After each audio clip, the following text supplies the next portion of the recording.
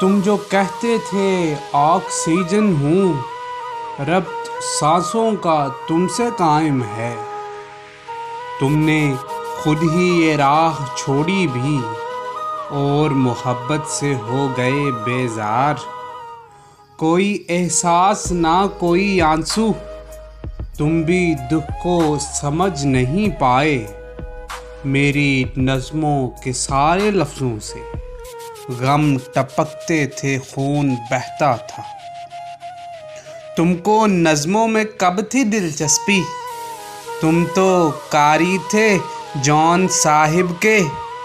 तुमने सरबत हुसैन पढ़ना था। तुम मेरी नज़म को कहाँ पढ़ते?